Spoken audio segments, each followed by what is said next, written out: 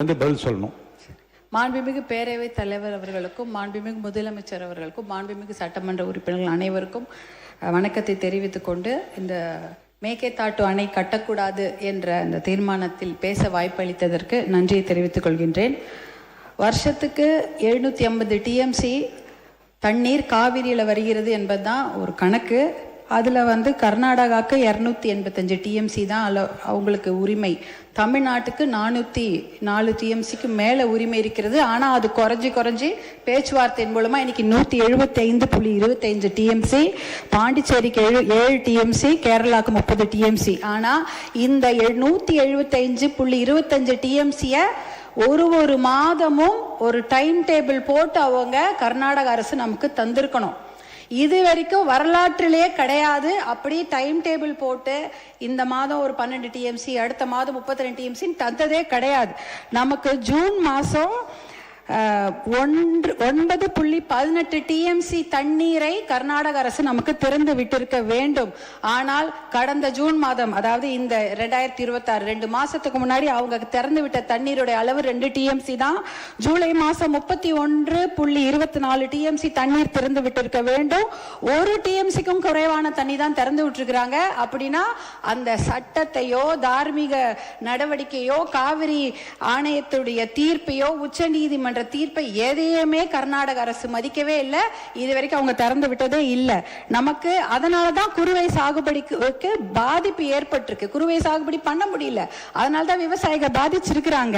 இது எப்படி பார்க்கணும்னா, நமக்கு வர வேண்டிய தண்ணிய அவங்க கொடுக்கல. ஆனா எப்படி இந்த ஆடிப்பெருக்குல தண்ணி வந்தது?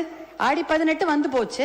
ஞாயிற்றுக்கிழமை எல்லாரும், திங்கக்கிழமை எல்லாம் சேலம் தருமபுரி மாவட்டங்கள் ஆடிப்பெருக்கு விழாவை கொண்டாடி இருக்காங்க. அந்த காவிரி தண்ணி எங்க வந்ததுன்னு யோசிக்கலாம்.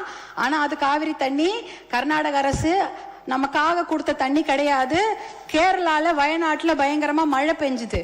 அந்த வெள்ள நீர், அதிகப்படியான அந்த வெள்ள நீரை தான் அவங்க கபினி அணையில தேக்கி வைக்கிறாங்க.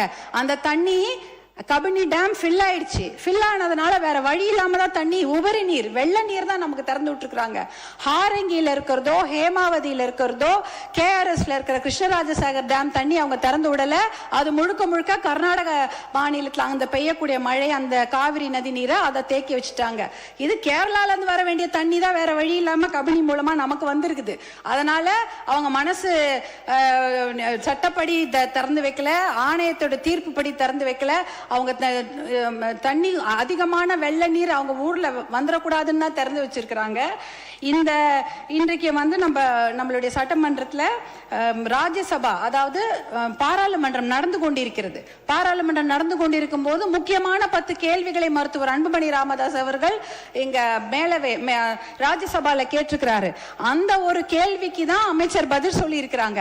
முதல் மடை மாநிலம் கடைமடை மாநிலத்துக்கிடம் அனுமதி கேட்கணுமா, கேட்க கூடாதா, இல்ல கேட்டுட்டு இவங்க இந்த மேகேதாட்டு டேம் கட்டுறாங்களான்னு ஒரு கேள்வி எழுப்பியிருக்கிறாங்க.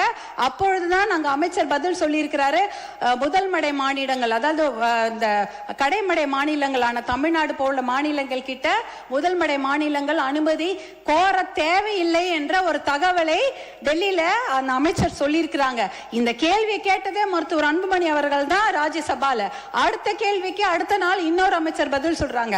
அந்த கேள்வி என்னன்னா, detail project report for Mekedatu dam, அதற்கு இந்த உச்ச நீதிமன்றமோ இல்ல பாராளுமன்றம் அனுமதி கொடுத்திருக்குதா, நீர்வளத்துறை அமைச்சர்கள் அனுமதி கொடுத்திருக்கிறார்களா அப்படி என்ற கேள்வியை மருத்துவர் அன்புமணி ராமதாஸ் அவர்கள் எழுப்புகிறார்கள். அந்த கேள்விக்கு தான் நீர்வளத்துறை அமைச்சர், மத்திய அரசு நீர்வளத்துறை இணையமைச்சர் பதில் சொல்லியிருக்கிறாரு.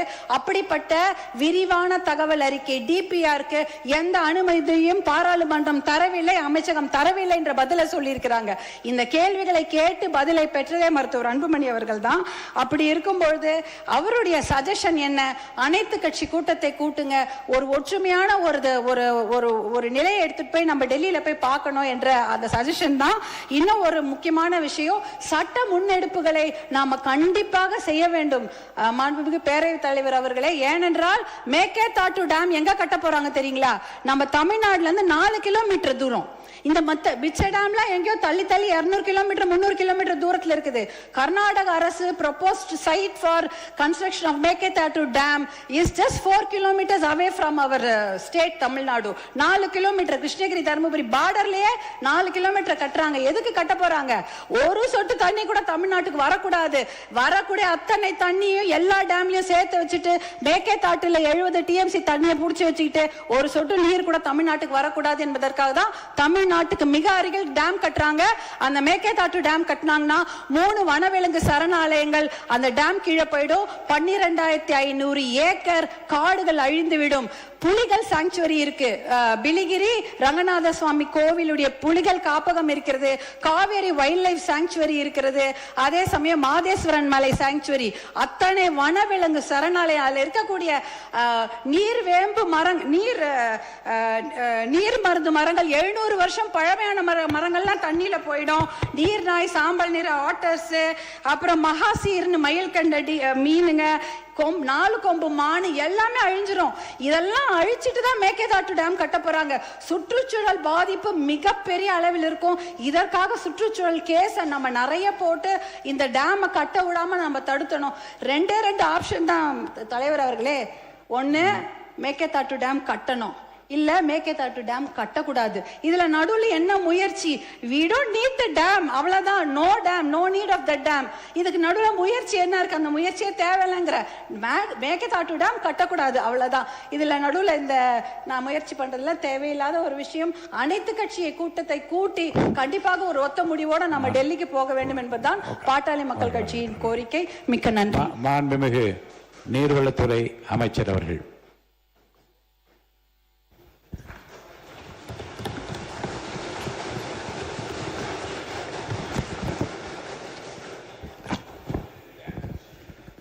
மாண்புமிகு பேரவைத் தலைவர் அவர்களே, காவேரி நீர் பங்கீடு மற்றும் மேகதாது அணை தொடர்பாக மாண்புமிகு உறுப்பினர்களால் சில கருத்துக்கள் வைக்கப்பட்டுள்ளன.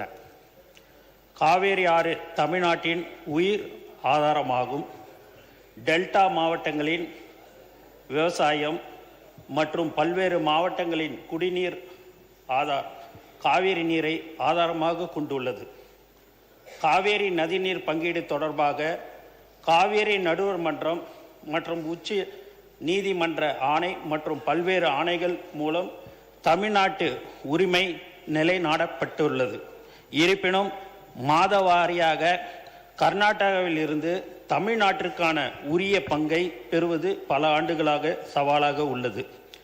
இந்நிலையில் காவேரி நதிநீர் பங்கீடு உள்ளிட்ட பல்வேறு பிரச்சனைகள் குறித்து பேச்சுவார்த்தை நடத்த மாண்புமிகு தமிழ்நாடு முதலமைச்சர் அவர்களால் மாண்புமிகு கர்நாடக முதலமைச்சர் அவர்களிடம் கேட்டுக்கொள்ளப்பட்டு பெங்களூரில் பேச்சுவார்த்தைக்கான நாள் 3/8/2026 என்று முடிவு செய்யப்பட்டது.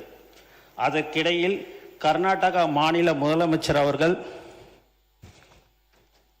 மேற்குறிப்பிட்ட நாள் பேச்சுவார்த்தைக்கு உகந்தது அல்ல எனவும் வேறு ஒரு நாளில் பேச்சுவார்த்தை நடத்தலாம் என்று கூறியதால் 3/8/2026 அன்று பேச்சுவார்த்தை நடைபெறவில்லை. 28/7/2026 அன்று நடைபெற்ற 139வது காவேரி நீர் முறைப்படுத்தும் குழு CWRC கூட்டத்தில் தமிழ்நாடு